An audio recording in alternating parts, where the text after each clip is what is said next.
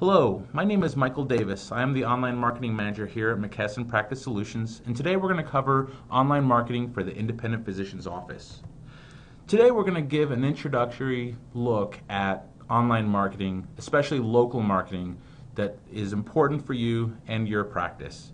We're going to cover such topics as building an effective website without having to know how to program, leveraging local search, search engine optimization, search engine marketing, social networking, and how to face the bad online review with confidence. Obviously, before you can start working at your social marketing and your search engine optimization and everything, content marketing, you have to start with a website. But what happens if you don't know how to program? Well, luckily, there are companies out there that will provide everything you need to get started. Such companies like Intuit or GoDaddy or Wix have a content management system that will allow you to pick a template, pick colors, upload pictures, upload content, and make it so that you can create a good-looking website without knowing how to code at all. It'll take care of domain registration, so you'll get to pick a URL, and the hosting is included. Another great feature is the fact that all these services will allow you to create an actual email address with a domain name, which is extremely important. A lot of people have websites, but some of them actually still use Hotmail or Gmail or even AOL. It really doesn't look good when a person comes to your site or gets a card and they see one of these webmail email addresses. This way you can actually have an email with your name at yourdomainname.com. Here's the best part about it. A lot of people also have websites, but the content is super outdated because in the past they'd have to hire a web developer just to make even the slightest change. So what happens is that now all you have to do is go to your website, go to the dashboard, go to the specific page you want to change, click edit, make the changes you want or add content, and hit save, and that is literally it. It couldn't be easier. Next is the fact that there's an integrated blog included. Blogging is very, very important. It's the content marketing for local businesses. And here, the most important thing for a business person is it's relatively inexpensive. And like I said in the past, you had to hire a web developer to create a site, and this could cost thousands and thousands of dollars. With these programs and these services, it's literally just a monthly fee. The only thing that's up front is the registering of your domain name, and a lot of times it's free with the service. So now that you found a host, what do you do next? One of the things that people do a lot is rush the process of picking the perfect URL. So there's some certain best practices that you should always follow. First of all, do pick a URL that is short and gives you instant branding. Look at a URL like drdavis.com or alpharettamedical.com.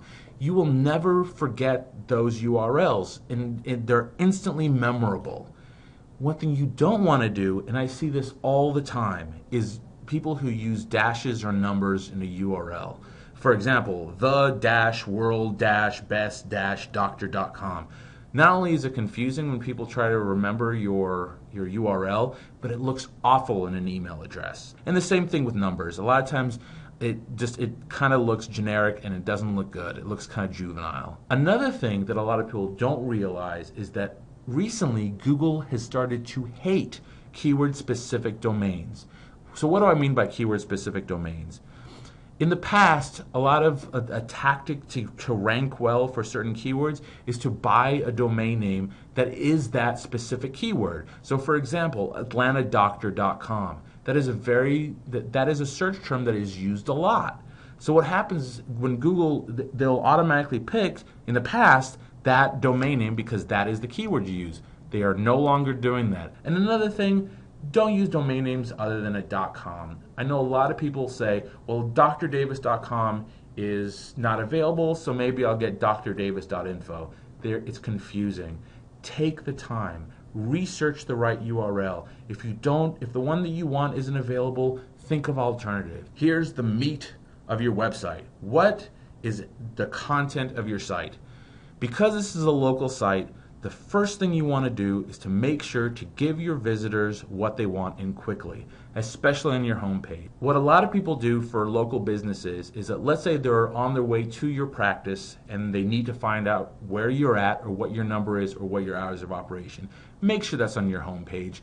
Second of all, the providers page, which is basically a physician's version of the About Us. Tell your visitors about the members of your team and their background. Tell them about your educational background, about the different organizations you belong to. People want to know that their doctor is qualified. Talk about where you did your residency. I mean, this is the kind of place where you really kind of give your bio and make people feel comfortable about using your practice and going to your practice.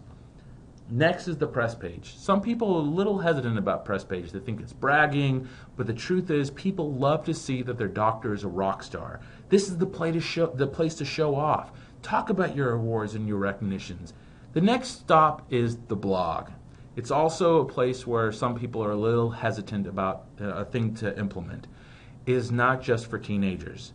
It's not a diary. It's a place to write about the things that are important to you. The truth is, if something is relevant to you, it is relevant to other people, and probably a lot of other people. You'll be amazed when you start writing how many people, complete strangers, will sit and read your blog. And the benefit of this, aside from actually being a fun thing to do, is the more people that link to your blog from outside, either they socially share it or they link to it from other blogs, the better your rankings will be. Even let's say you're writing about PCMH, and it has nothing to do about the people who are coming to your practice. If you have a high link profile, if a lot of websites are linking to your blog, that's going to increase where you're going to be located for the keywords that you do want. So that's the reason why a blog is so unbelievably important. The next thing to do is use an FAQ. Save your staff time and effort. You know the questions that you get constantly. Give them a place to find that information. An FAQ is a great way to really save yourself some time. A services page. What services do you offer? Do you do sleep studies? Do you do sports physical? Make sure you tell people about that on your website. Another great thing to do is patient forums. Have your patients' forms available to new patients to save them time. Even better, have electronic versions of them that allow them to email them to you. This way, when they come in, they're already processed. All they have to do is sign in, and they don't have to, sit there with a clipboard and fill everything out. It's a pain. This is just one thing to help with the customer service experience. Another thing to consider is seriously consider a patient satisfaction form.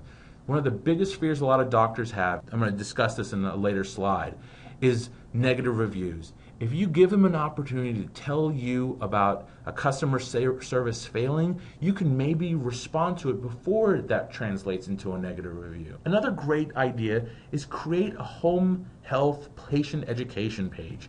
Give your patients a repository of information about what's affecting them. We all know that the internet has been awful for medicine.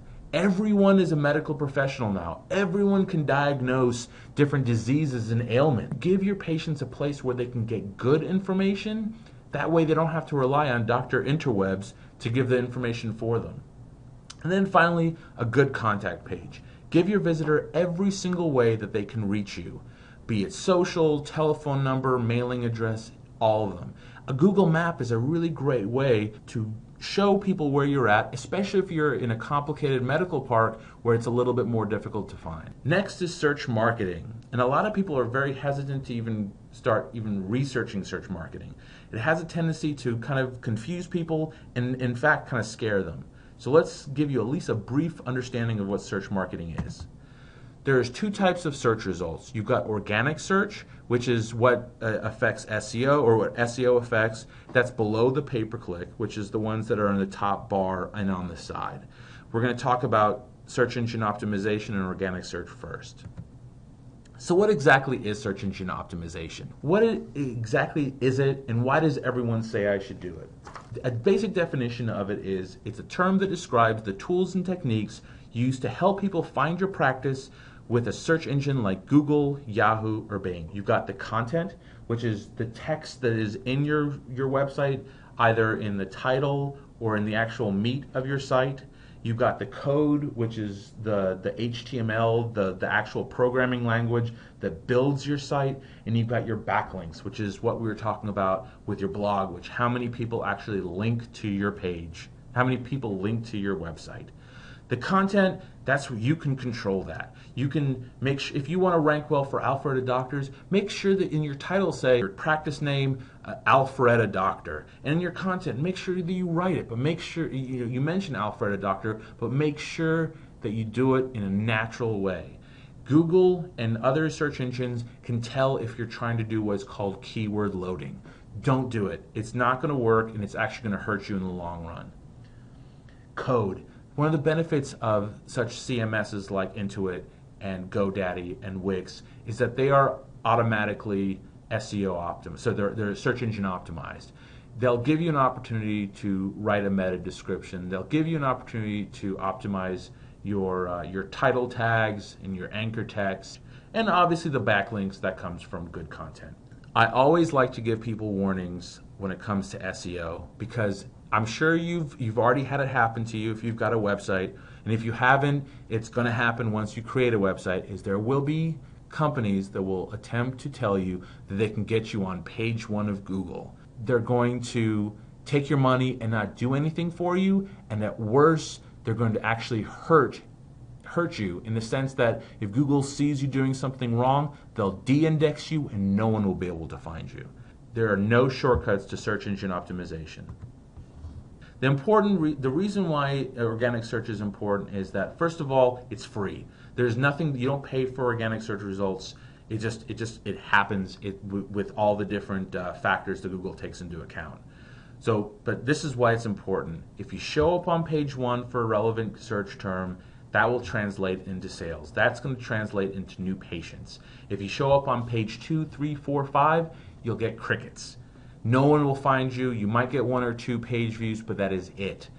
So how do you show up on organic search? Well, there are tactics for doing that. First of all, local search citations, which is what we're going to cover next. Next is a rockstar link profile, like I discussed, having people link to your blog and link to your content.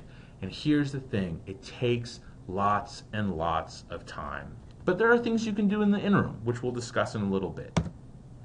So what are local citations? What makes a local search citation so unbelievably important?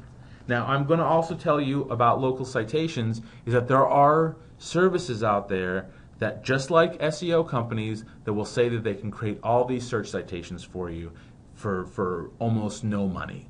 Run away. Make sure you don't use these cheap citation services. They will hurt your search engine optimization. So what exactly is a local citation? Citations are defined as mentions of your business name and your address on other web pages. Even, and this is the important thing, even if it doesn't have a link to your website. Though it's better to have a link to your profile, you don't need it. So why are they important? Citations are a key component of the ranking algorithms of major search engines. Other factors being equal, businesses with a greater number of citations will probably rank higher than businesses with fewer citations. This is cited from SEOmoz.org, which I'll tell you about in a little bit. They are unbelievably important for local businesses. This is how you're going to get found online and through search. So how do you get local search citations? First of all, go to local blogs. There are bloggers in your city that talk about local businesses, and they talk about doctors, and they talk about medicine.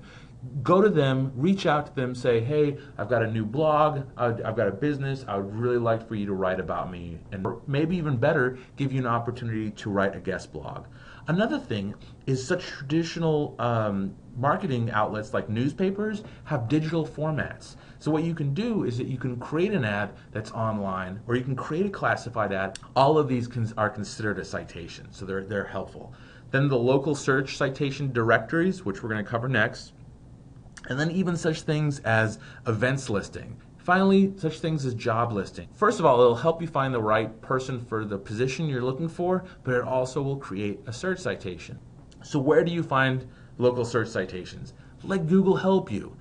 If you do a search for Alpharetta doctors, the first 6 results, organic results, are actually search citations. All these different places are places where you can go fill out a quick form about your practice, about your location, about your website, and then that way, not only will you be ranking well on Google and Bing and Yahoo, but people actually use these to find physicians. Local search directories. Claim them. People use local search and Google notices this. So if you register yourself in Google Places, or if you register yourself in Express Update or Yelp or Foursquare or Yahoo, people use these to find businesses. And not only that, they help your SEO. Here's the scary thing. If you don't claim your business, someone else might. Because local search citations are so important for search engine optimization, there's a lot of people that look around for unclaimed businesses and then hijack them. They take them over, they point their web address on them, and then you lose the opportunity to claim them. And not only that, but then people will assume that your business name and your address is associated with a website that has nothing to do with you. This is scary. So where do you go to find citations aside from Google?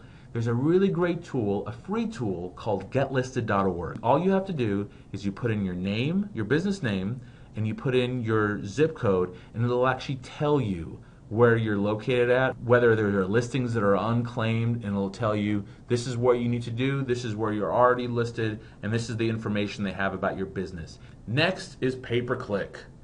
Pay-per-click can equal immediate traffic. Pay-per-click can be relatively inexpensive if you use it strategically, or if you don't, pay-per-click can be a money pit. So how does pay-per-click work?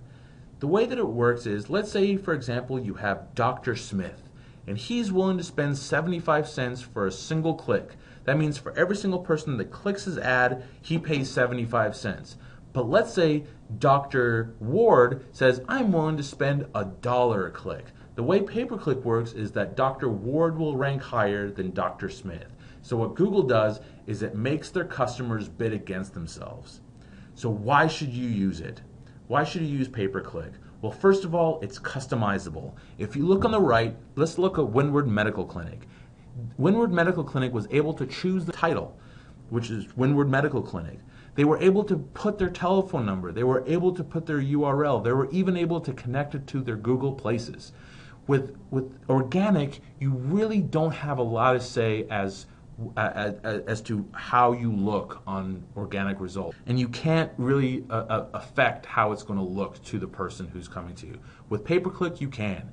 And it's also targeted. Targeted means that you can actually have a good bid for a keyword, but not worry about losing your shirt, because you can not only just target a specific city, you can target a specific neighborhood. So the best way to describe it is, and I'll go further into it, is you're not going to want to pay for clicks for people who live in New York if your practice is in Alpharetta.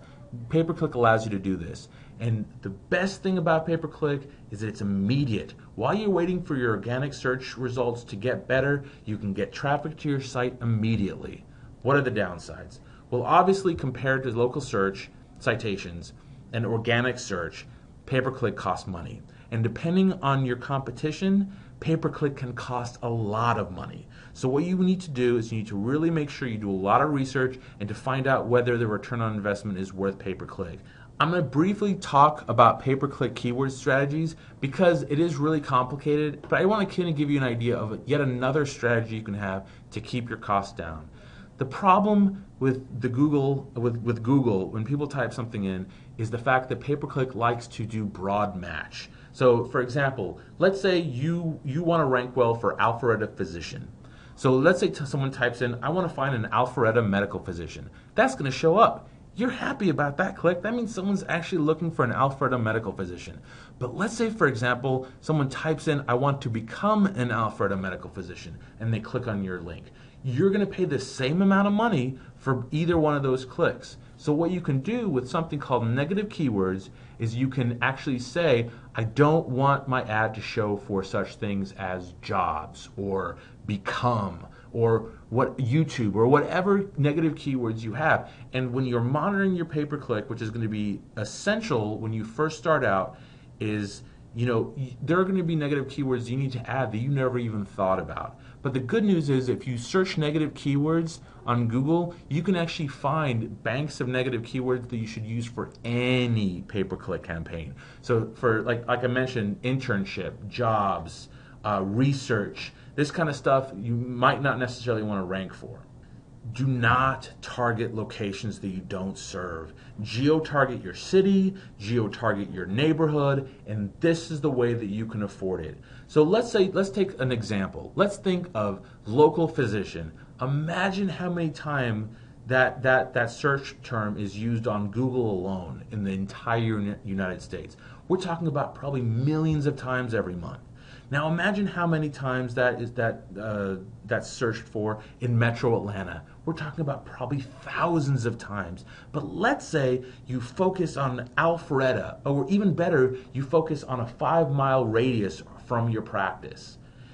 You're talking about maybe just a couple hundred times a month. And if your per click cost is only 50 cents, you're talking about getting a ton of traffic to your site for very little money compared to some traditional marketing techniques.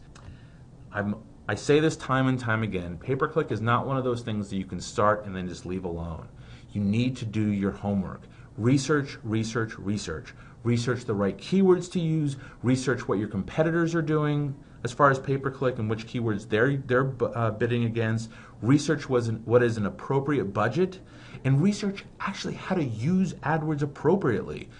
Such resources like SEO Moz are a great resource. SearchEngineLand.com, an amazing resource. Even YouTube is a great resource. Just make sure that you check view count and check rating. If they've got a really high view count and really great ratings, it means it's probably going to be a good resource. And also Google Help.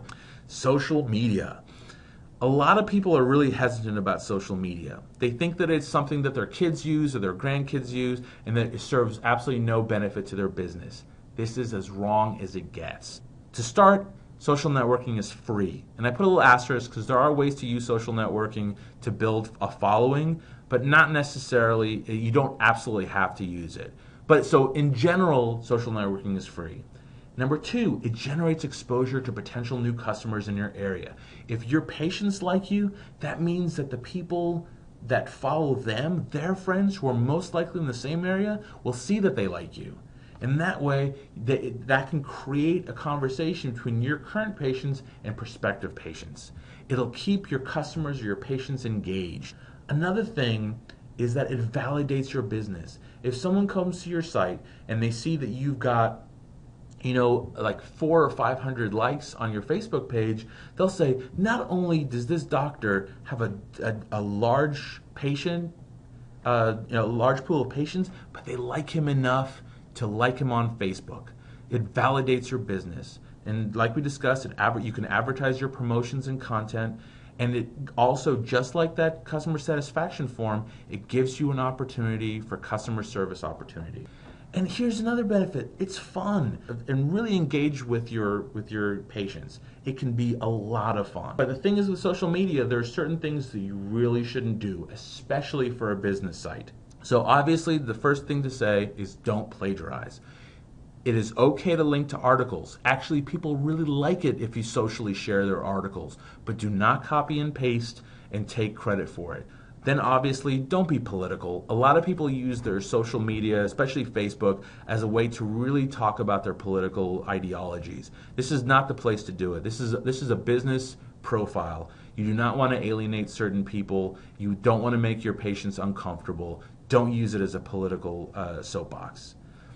Do not ignore those who have taken the time to contact you. If someone writes something in your wall, either it's I really appreciate you helping my son, or I really appreciate you taking care of my mother. Take the time to thank them. It's really going to help them, and it'll help engage, build an engaged conversation.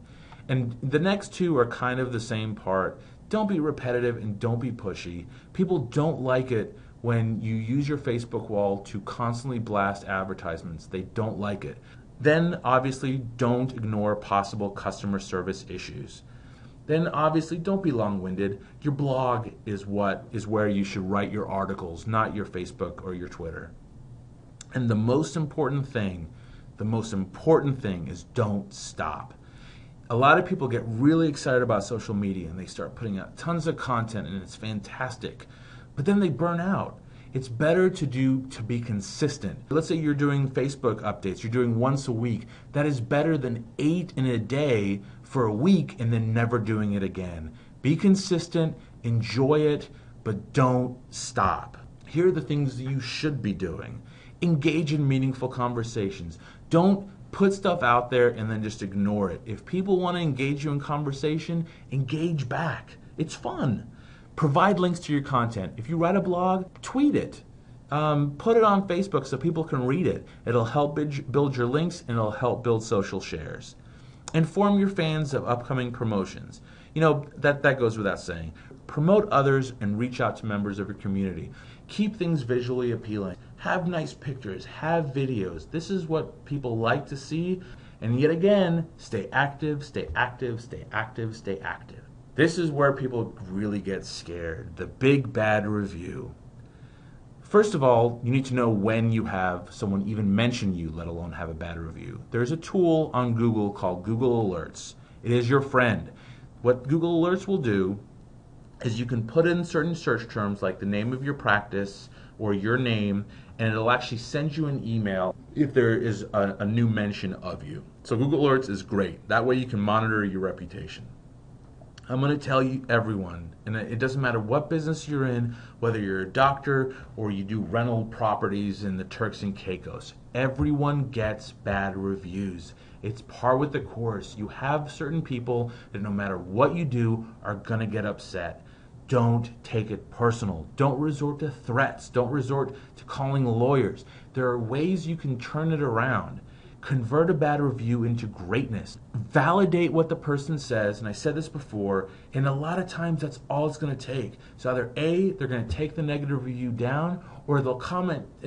When people go to the bad review, they'll see you commenting on it saying, I am so sorry, I will talk to you, I will take care of this, and that will make people feel better about it. Another good thing you can do is smother bad reviews with good reviews.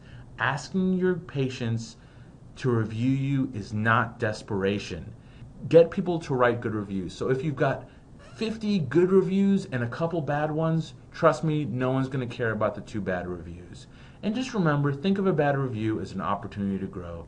Well, I want to say thank you so much. Please remember to follow us on Facebook, and have a good day.